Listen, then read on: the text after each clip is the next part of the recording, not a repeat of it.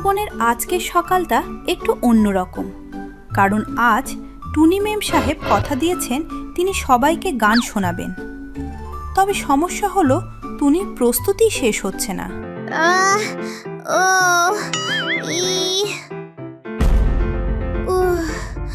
আমার গলাটা আজ একটু খুশখুশ করছে। দাঁড়াও, একটু গরম জল খেয়ে নি। ওরে টুনি, তোর এই আ ই শুনতে শুনতে তো আমার খিদে পেয়ে গেল।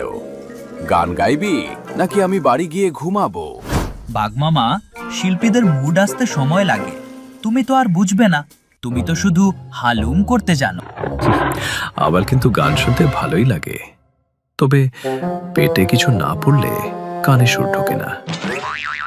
টুনি, তোমার গান কি কলার মতো মিষ্টি হবে? চুপ করে সবাই। টুনি আপু মাইক ধরছে। ওয়াও, বাঘ মামা খায় শুধু মাংস, আর হাতি ভাইয়ের ভুঁড়িটা দেখো, যেন একটা ধত বংশ। ও লা লা লা, ও লা লা লা। আমি টুনি পিচ্চি হতে পারি, কিন্তু গলা আমার বড়। আমার গানে নাচবে সবাই, করবে ধরফড়। শিয়াল মামা চালাক অতি, লেজটা তার লাল। খরগোশ ভাইয়া লাফায় শুধু, যেমন করে ডাল। নাচো সবাই, গাও সবাই, দিনটা বড় ভালো। সূর্য মামা হাসছে দেখো, ছড়িয়ে দিয়ে আলো। টুই টুই টুই, টুই টুই টুই। ওলে বাবারে, কি গান! শরীরটা কেমন দুলছে। ওই হাতি, তোর এই বিশাল শরীর নিয়ে আমার গায়ের উপর পড়ছিস কেন? সর এখান থেকে। বাঘ মামা চ্যাপ্টা হয়ে যাবে। ফাটিয়ে দিয়েছো টুনি, মনে হলো একদম মুম্বাইয়ের কনসার্টে বসে আছি। Thank you, thank you. আসলে আজ রেওয়াজটা ভালো হয়নি। এটাকে গান বলে? আমার গর্জনের চেয়ে অনেক বেশি সুরেলা। শোন, গান হতে হবে গম্ভীর, যেমন হল্লু। না বাঘ ভাই, তোমার গর্জনে সুর নেই, শুধু ভয় আছে। টুনির গানে আমি তো ইমোশনাল হয়ে গেলাম। আমার খিদে আরো বেড়ে গেল। বাঘ মামা আসলে হিমশে করছে, কারণ বাঘ মামা গান গাইতে গেলে সবাই ভয় পালায়। কি বললি পিচ্চি খরগোশ? দাঁড়া, তোকে আজ লঞ্চ বানাবো। তাদের হাসাহাসি বেশিক্ষণ স্থায়ী হলো না। হঠাৎ ভরদুপুরে বনের আকাশ রাতের মতো কালো হয়ে গেল। একটা পচা গন্ধ ছড়িয়ে পড়ল চারপাশে। ও মা, আমার পালকগুলো সব খাড়া হয়ে যাচ্ছে কেন? এত ঠান্ডা বাতাস কোত্থেকে এলো? আমার মনে হচ্ছে বড়সড় ঝড় আসছে। আমি কি কলার ছোপে লুকাবো? চুপ, এটা ঝড় নয়। মাটির কম্পন টের পাচ্ছিস? ওপর থেকে কিছু একটা নামছে। সবাই গাছের আড়ালে লুকো, জলদি।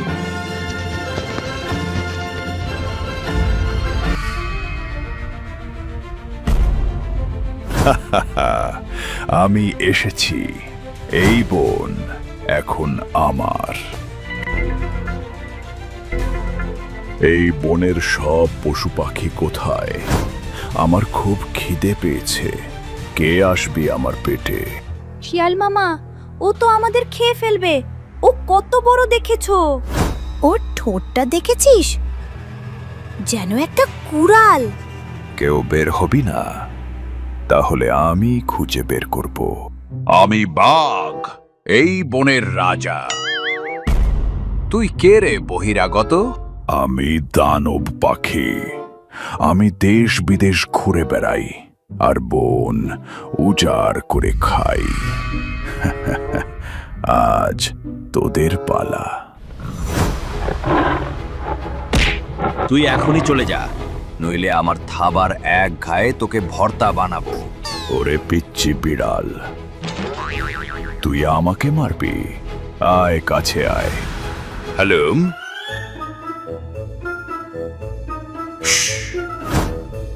দানব পাখি সামান্য ডানার ঝাপটায় বাঘ মামা ফুটবলের মতো উড়ে গিয়ে কাটা ঝোপে পড়ল।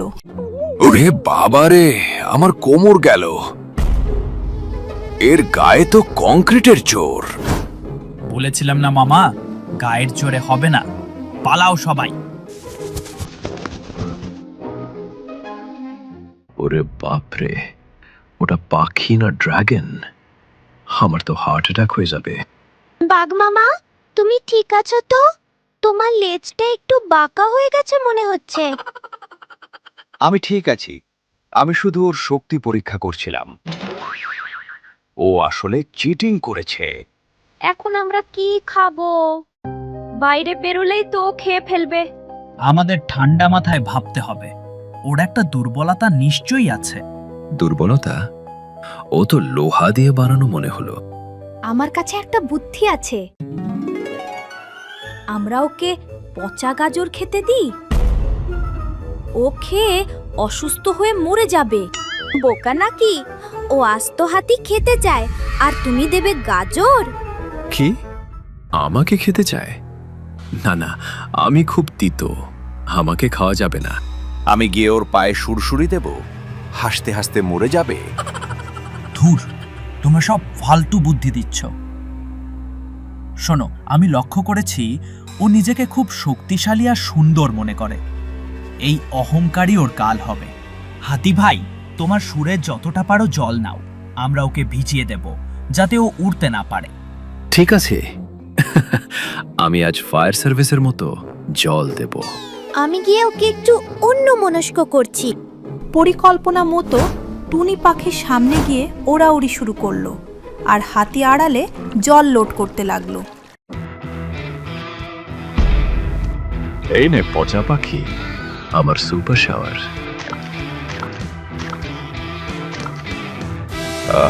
কতদিন গোসল করি না।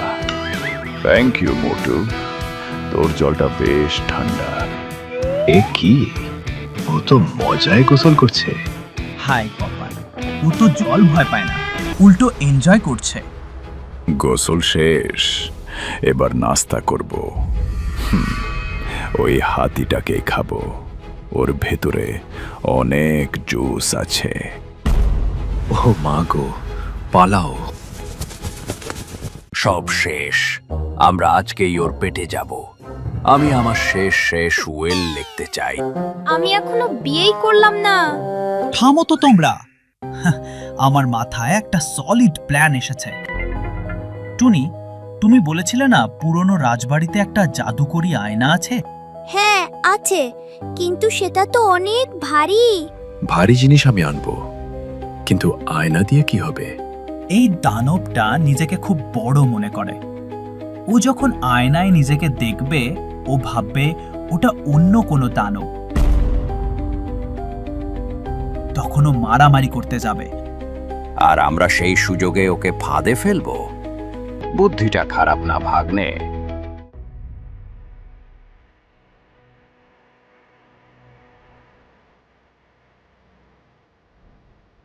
ওহ, কি ভারী! আমার পিঠটা ব্যথা হয়ে গেল। আস্তে রাখ, ভেঙে গেলে সব শেষ। ঠিক এই গাছের নিচে রাখো, আমি উপরে জাল টাঙিয়ে রেখেছি। আমি আঠা দিয়ে মাটি পিচ্ছিল করে দিচ্ছি। আমি যাচ্ছি ওকে ডেকে আনতে। সবাই পজিশন নাও। এই যে মিস্টার পচা পাখি, তোমার চেয়েও বড় আর সুন্দর পাখি আমাদের বনে এসেছে। তুমি তো তার কাছে কিছুই না। কি বললি? আমার চেয়ে বড়? কে সে? সে এই বনের নতুন রাজা। সে বলেছে তোমাকে চিবিয়ে খাবে। সাহস থাকলে এসো আমার সাথে। কোথায় সে? আজ আমি তাকেই আগে খাবো। দেখা আমাকে। টুনি খুব কায়দা করে উড়তে উড়তে দানব পাখিকে সেই আয়নার দিকে নিয়ে চলল।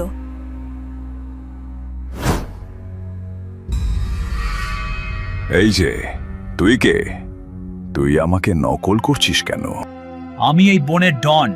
তুই এখান থেকে পালা, নইলে তোকে ভর্তা বানাবো। কে? তোর এত বড় সাহস? দাঁড়া। এই তো সুযোগ। ও কনফিউজড হয়ে গেছে। অ্যাকশন! ওপর থেকে বিশাল মজবুত জাল দানব পাখির ওপর পড়ল আর নিচে আঠার কারণে তার পা আটকে গেল। এ কি? ছাড় আমাকে, এটা চিটিং। চিটিং না, এটা হলো শিয়ালের ট্রিক। এবার বোঝো ঠেলা। এই নাও লঙ্কার গুঁড়ো। আমার চোখ জ্বলছে, আমি কিছু দেখতে পাচ্ছি না। আমি আর এই বনে আসবো না, তোরা সব পচা, তোদের মাংস পচা। আমি গেলাম।